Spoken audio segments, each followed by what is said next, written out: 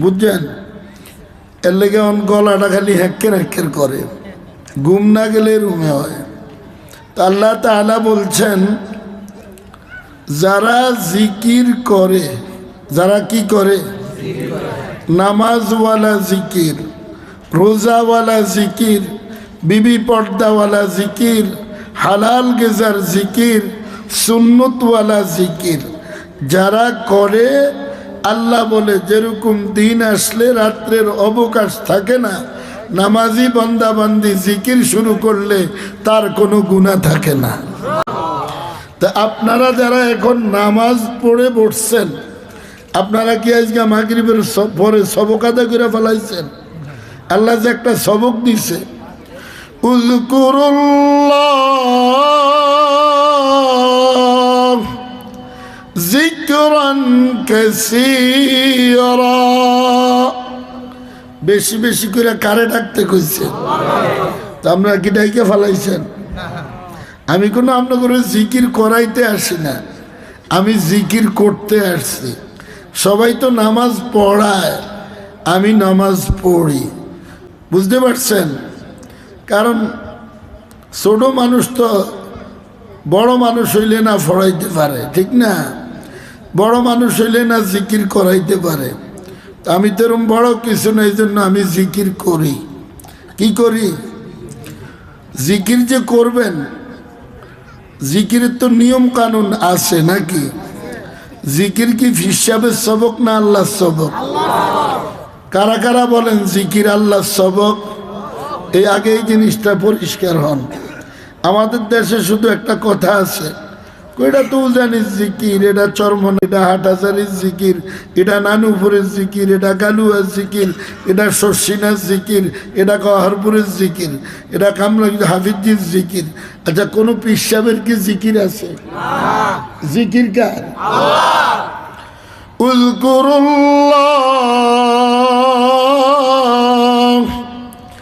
যিকরান কাসীরা, আল্লাহ বলে বেশি বেশি করে আমাকে ডাকো, ডাকতে ডাকতে আমার আরশে আসো। ডাকতে ডাকতে কই যাইতে কইছে? আরশে যাইবেন তো দূরে থাক, মানে ডুরি ধরেন না, মুরিদও আছে, খাস মুরিদও আছে, আছে না নাই? মানে মুরিদের অভাব নাই, কিন্তু আসল কামের খবর নাই। আসল কামের কি নাই? খবর নাই। আচ্ছা, একজন মুরিদ, আপনি পীর সাহেবের কাছে মুরিদ হইছেন, তা আপনি গীবত করেন কিভাবে? আপনি চগলখড়ি করেন কিভাবে? আপনি হিংসা করেন কিভাবে?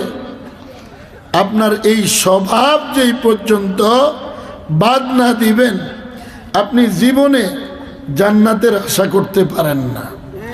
ডক্টর খলিফা ছিল, ওনাকে বলা হইতো মজার ইসলাম, নামটা ছিল মাজহারুল ইসলাম, তো মানুষ নাম দিছে মজার ইসলাম।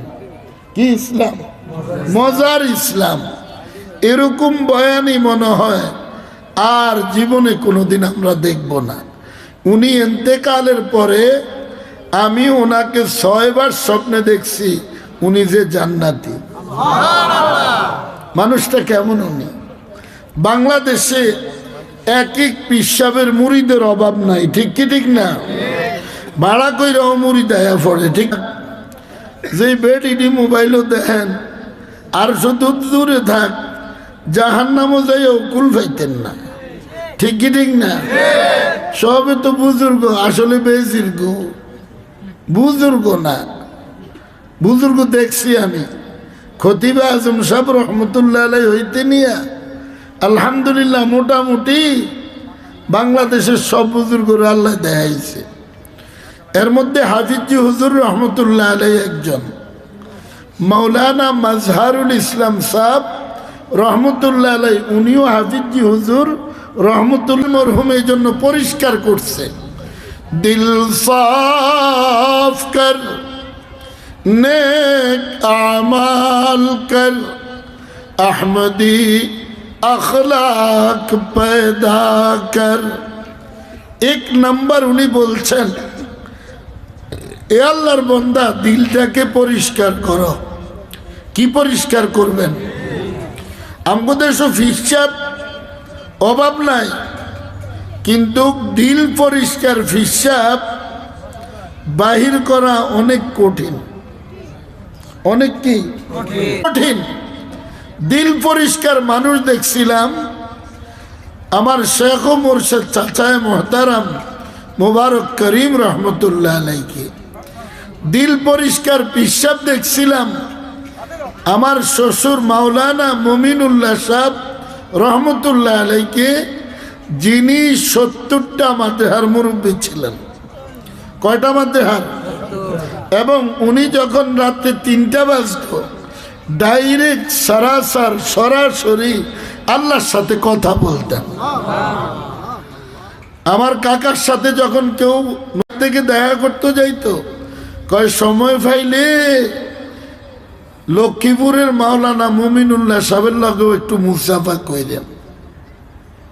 হাফিজি হুজুর জিন হুজুর নাম দিছিল, কারণ ওনাকে একজনে দেখে ওনার বাড়িতে, উনি মান্দারি বাজার 8টার দিকে, আবার আরেকজনে দেখে উনি ঢাকাতে কামরাঙ্গি চলে।